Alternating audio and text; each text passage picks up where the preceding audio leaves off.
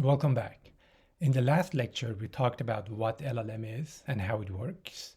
Today, we'll talk about how to build a product with LLM, how to choose an LLM, and then how to interact with it or integrate it into other products, what you can do with it, how can you use it. That is the theme of today's lecture. When it comes to picking an LLM to use, there are many options. As a matter of fact, if I go on Google and search popular large language model vendors, here are some results that show up. And I'm going to show you some of these examples that you might be very familiar with. Starting with ChatGPT, I can say, what's 2 plus 2? It worked. I could go to Gemini, ask. I could go to Meta.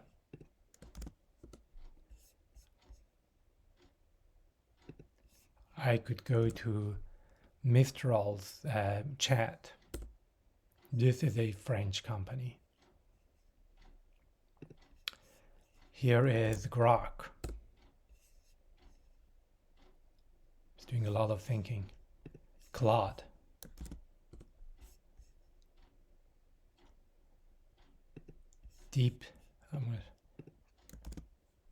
DeepSeek. All right, and that one worked too. So we just looked at a few of these language models. On the surface, they look very similar. The interface at least is similar and they give the same answer. So how would you pick one over the other? There are a few dimensions or areas where you want to make your decision based on. One is how good the model is. And that question is getting harder and harder to answer because they're all getting really, really good. However, there are tools out there for us to make some comparisons among these. There are leaderboards. I'm going to show you one. This is one tool the community has developed to rank these language models. And you can see that right now Grok 3 is the best, and the ranking goes so on and so forth. So here you have DeepSeek 3, and these are the arena scores. If you're interested, you can look into how they come up with these scores. In a nutshell, they ask the community, all the users, to look at responses from two language models on the same question and rank them. They allow the user, or they ask the user to pick one of the two. And then they aggregate all these comparisons to come up with these kind of ranking. So maybe not very scientific, but it does reflect what the end users, what the community think of them. So that was one dimension, which is how does the model compare with the others in performing tasks? And like I mentioned, that's getting harder and harder to make a judgment on. The second dimension is the type of tools that are integrated into the language model. So maybe the language models by themselves are not very different, but the software around it, the tools that have been made available to these are different. Some have search, web search capabilities, some don't. Some are good at creating graphs or diagrams, and the others are not. So that's another dimension that could be important. And finally, cost. We will talk about that. But right now, everything I showed you didn't cost anything because I was just using the free tier. If you sign up for a premium tier, then you would have to pay money, and that paid usage may factor into your decision making. So that's LLM Landscape and how we can pick one. Next, let's talk about how to interact with these large language models. How can you access them and get information out of them? Well, one obvious way is what we just did. Go to their website or open their app and interact with the large language model. Well, this is one of the main two ways to interact with language models. For human users, you have websites and apps. On the right here, you have these data centers that these organizations are running.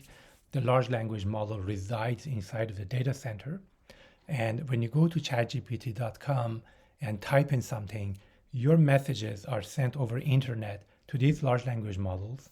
They run through them, get the response, and then send the response back via internet to your app or website. So that is one of the two ways. That is for human. For machines, we have APIs. So it's not just humans that need to interact with LLM. In many occasions, you'll find that software products need to interact with LLM. And for that, we have these APIs. And APIs are essentially interfaces or agreements between software products to communicate with each other. The large language model had no notion of API or the website. What they see is the prompt that has come in, they process it, and they output the response.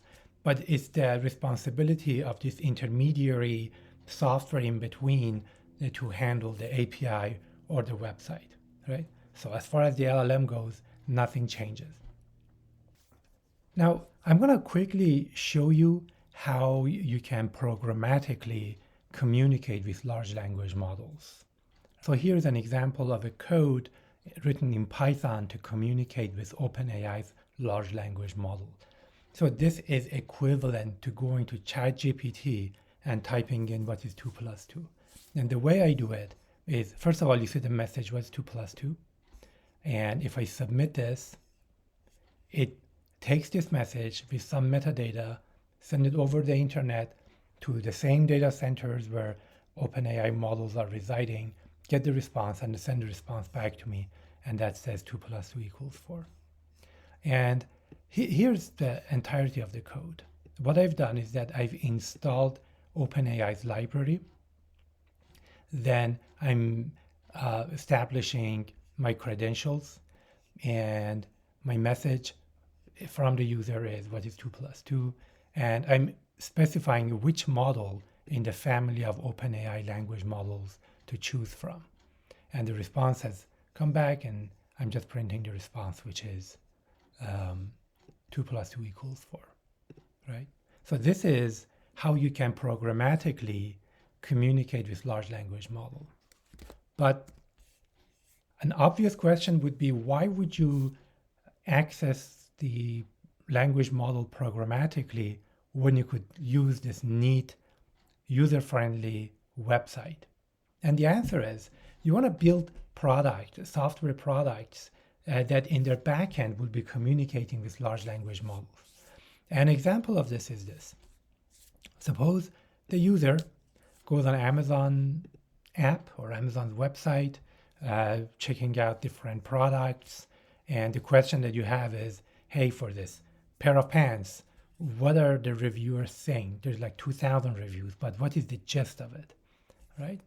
And you don't know there's a large language model in the backend or which large language model is powering Amazon. But what you see is a snippet of the summary of all the reviews. Now let me show you first what I mean by that.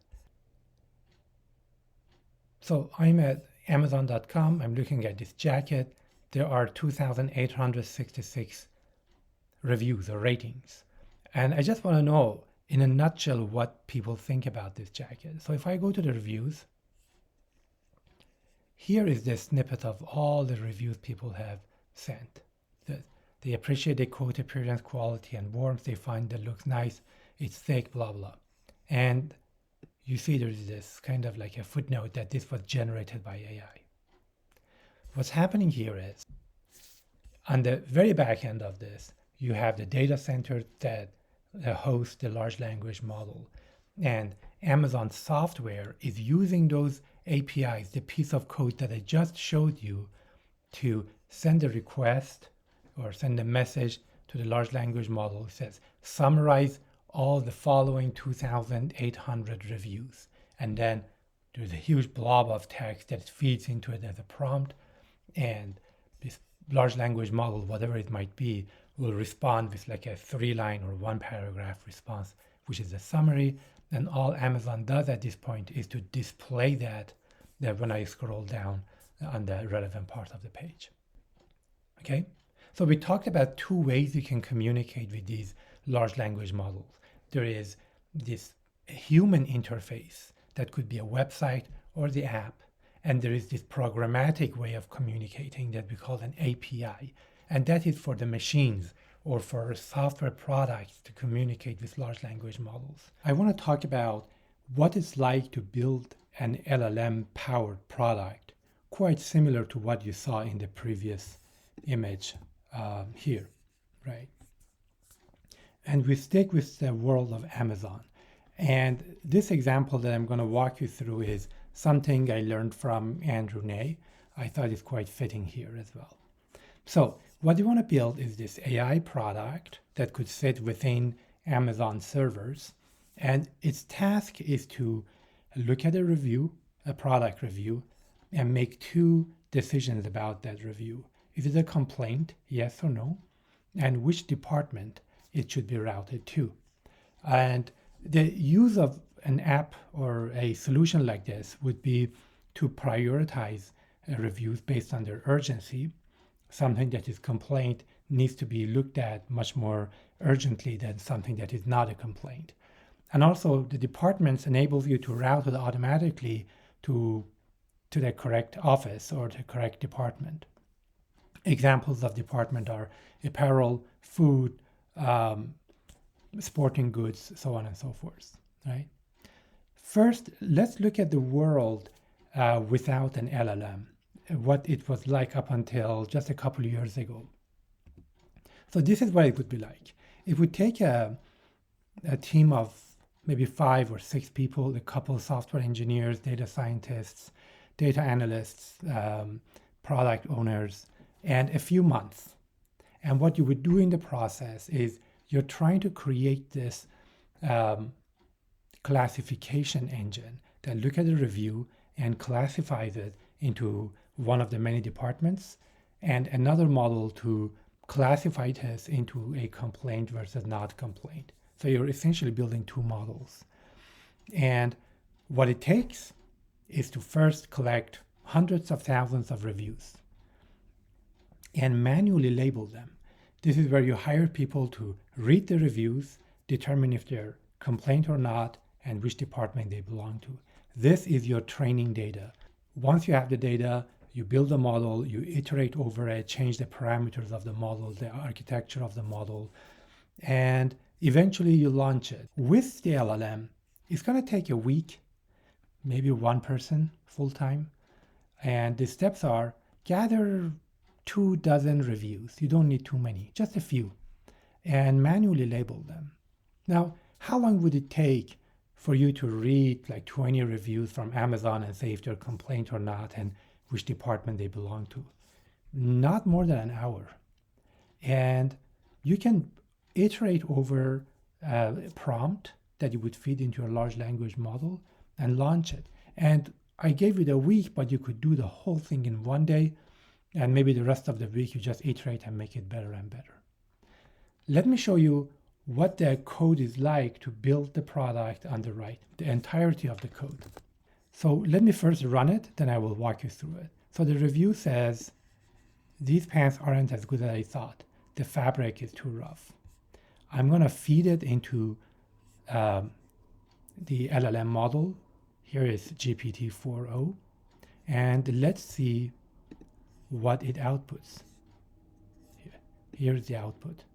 It determined that it is complaint and it belongs to the apparel department. And this thing took me like 2 minutes to write.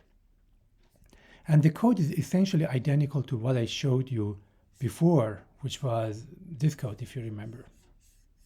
But what has changed is the prompt. And actually, in this case, I'm providing a 2 prompt. So I have a system prompt. The system prompt is what gives the LLM context about what it's supposed to do in general case. And the system prompt is this. It essentially says, you're an assistant, you process e-commerce reviews, and you return a JSON object with the following fields: complaint and department. And these are the available departments to choose from. And I gave it maybe 2 examples of what a review should be like and what the response would be. So that becomes my system prompt, and the review itself is up here. I just dump it there, and this is what I got. Now, imagine if the business is doing well, you add a new category. Maybe I will add a category of cosmetics here that didn't exist, or gardening supplies or something like that. Now, if you go back to what I had before on the left, you essentially have to do pretty much everything from scratch, because that model architecture that you had before is not going to work anymore. You have a new class that didn't exist before. Whereas on the right, with this paradigm that we have here, I could come here and say gardening and others. Finished.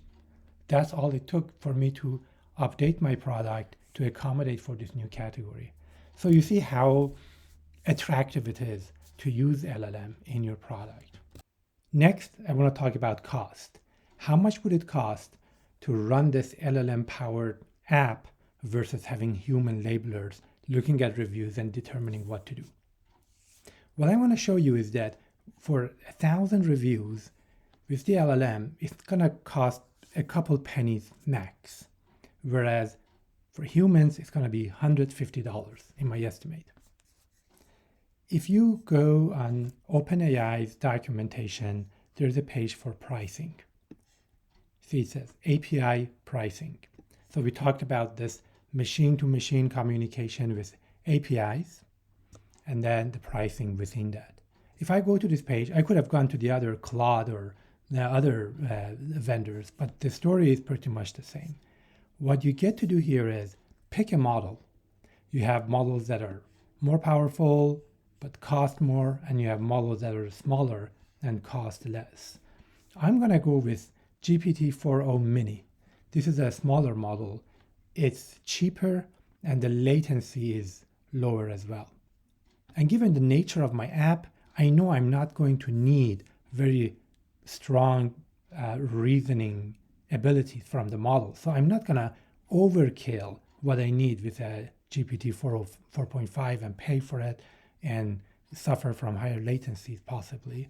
The pricing, it is 15 cents per million tokens, and it's 60 cents per million token output.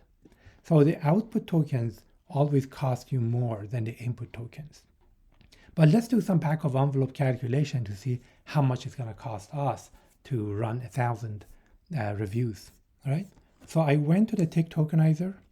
I took the actual system prompt that I had, and here's the system prompt. I copied it and also the review and dumped it into this. So this is my system prompt, and this is the review, and the whole thing is 165 tokens. Let's see how many output tokens I'm going to get. And the output tokens are 25. So each review is like 165 tokens, input tokens. And let's see how many reviews I will be able to feed in with that 15 cents of budgets. So if I say million over 165, so we're looking at about 6,000 reviews. And then if I look at the output token with a million, with 60 cents budget, 1 million output token, I'm going to get about 40,000 reviews responded. And that's because each response was about 25. That's why the range is in the range of pennies.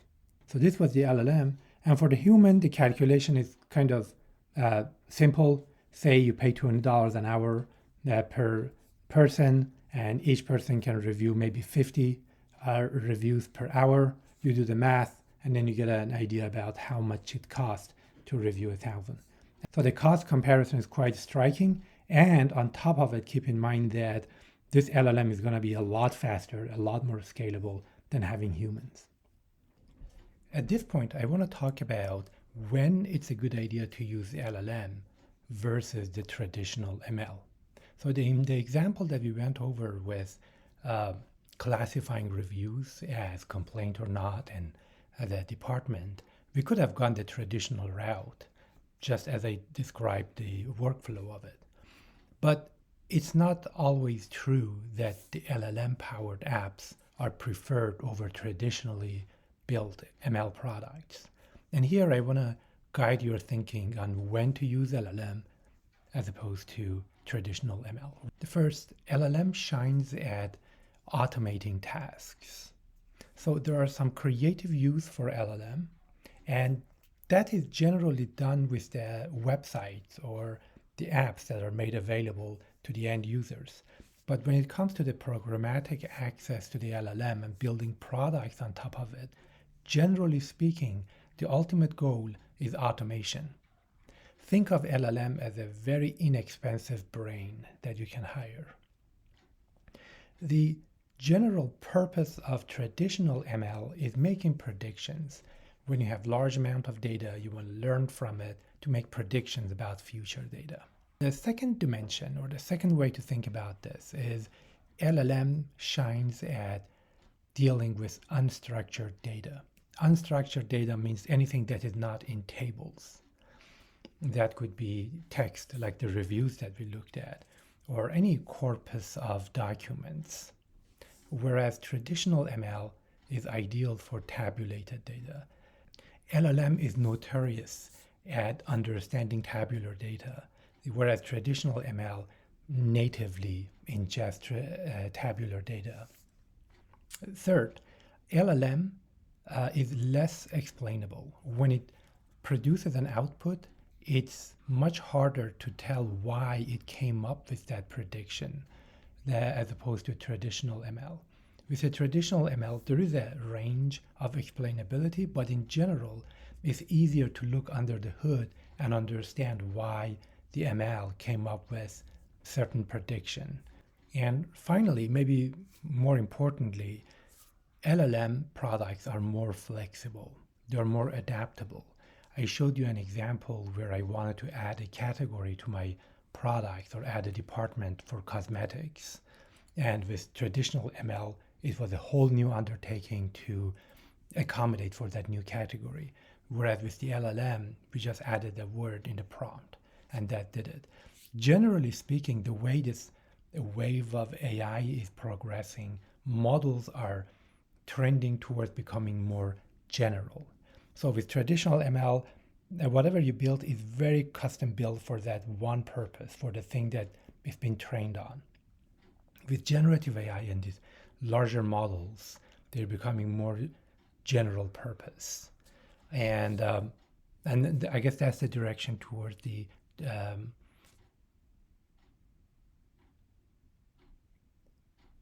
and I think this is on the trajectory of achieving artificial general intelligence.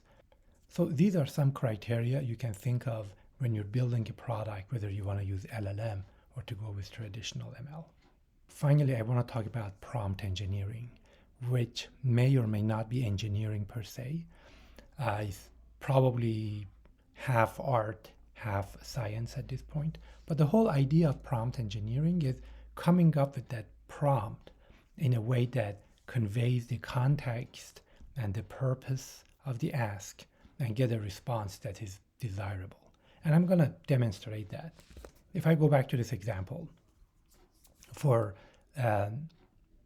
review classification, I could start by a prompt like this. Say, hey, indicate if a review is complaint or not and which department it belongs to. The options are food, apparel, cosmetic, and toys. And if I run this, it says complaint, apparel, which is correct, but it's not the format I wanted to. Well, I could be a little more explicit in my prompt. And here I'm saying pretty much the same thing, but I'm very clear that I want a JSON output because what I got already is hard to parse and use in the rest of my software application. And I'm saying, hey, it has to be complaint field and department field. This is much better than what we had before. And if I run it now, I'm getting something like this, which is a string with a keyword JSON in it. This is not something that I can ingest into my software product. So I can iterate again. And here I have the same body of prompt, but what I'm adding here is some examples. Here, the first example and the second example. And this type of prompting, where you provide a bunch of examples of the input and output, is called few-shot prompting. And now if I run this, you see I'm getting exactly what I wanted to. So the message here is prompt engineering is very much an iterative process where you run the model with whatever prompt you have, look at the results, see where it's failing, go back to the prompt, add additional context or examples, and then run it again until you're happy with the outcome. That is prompt engineering. If working with a piece of code is not comfortable, you can always use the playgrounds that these LLM providers offer. So the one that I have here is the ChatGPT playground. So you can do everything I just did over here and have a more user-friendly environment, but that's essentially the same thing. You pick a model and then you add a system prompt like I did, and then add the user message and see how it goes. So we talked about few-shot learning, where you include examples of what you're looking for in the body of the prompt.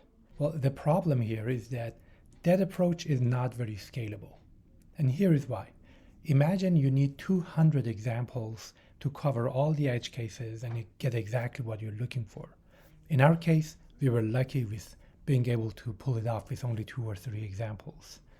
Now, you have a few hundred examples in your prompt. Your prompt is getting pretty bloated already, and you have millions of reviews. But you can do the math to see how many extra tokens we are sending over to LLM to get the customized response we are looking for.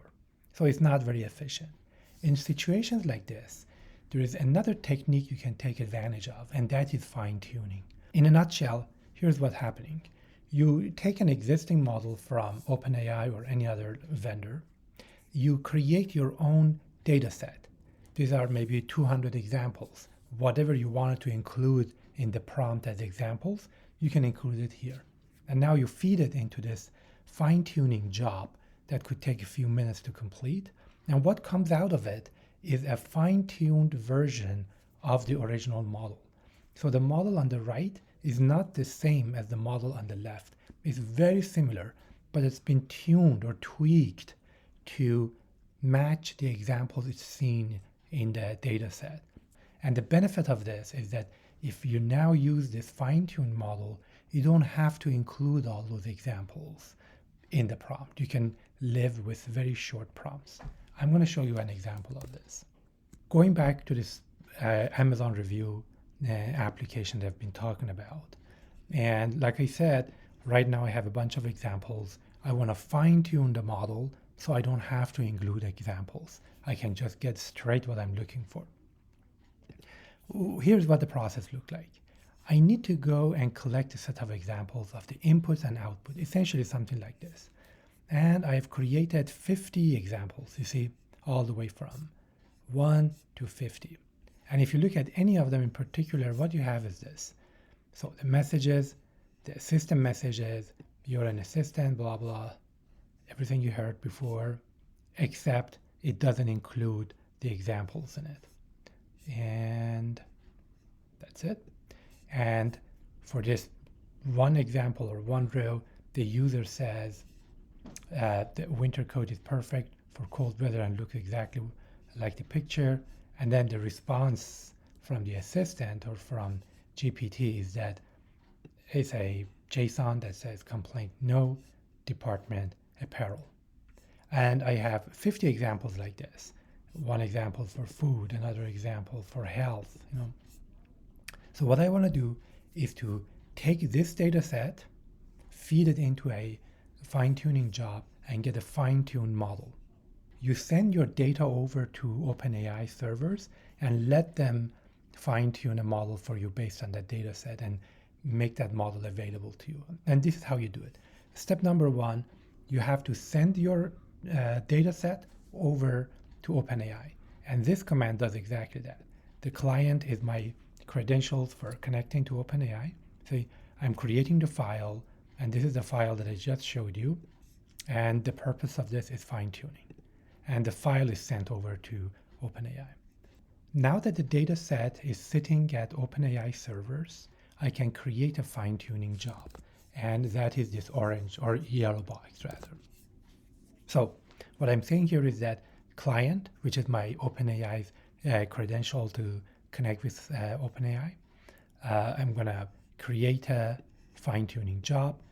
The file that I'm going to use, the training file, is what I just sent over. They gave me this file name that I'm using. And the model that I want to use to fine-tune is this. Again, this corresponds to what you see on the top left.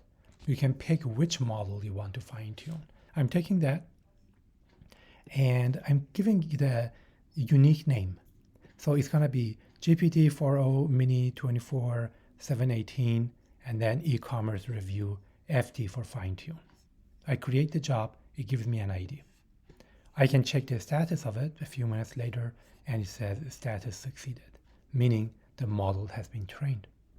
And now, here is the fun part.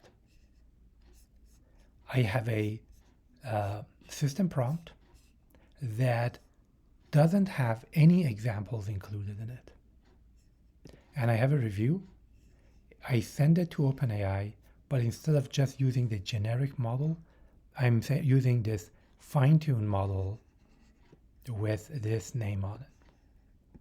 This is the model that I just fine-tuned, and I'm using that. And when I run it, it gives me the output I was looking for with the same format that I was hoping for without giving it any examples of it. So that is fine-tuning. And I could go to OpenAI's dashboard and see that job and my fine-tuning process. So it's not just available programmatically, but also on the UI. So it shows me that the job was submitted at 8:32 and at 8:39 the job was completed successfully. And some of this time was just idle time waiting for resources to be available. So these training jobs don't take days, it just takes a few minutes max.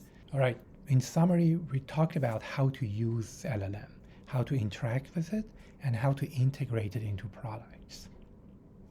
I mentioned there are two ways to interact with these LLMs. For humans, we have chatbots, we have UIs, we have apps and websites. And for machines, we have APIs. So when it comes to building products that are powered by LLM, I exemplified two products. One was for an app that summarizes Amazon reviews and gives you a single paragraph of thousands of reviews that has come before. And the second example was for another Amazon app that takes a review in and decides if it's a complaint or not and which department it should be routed to. And I took this example to walk you through the product development lifecycle. And I mentioned that in comparison to traditional approaches, it's a lot faster, a lot more flexible and adaptable.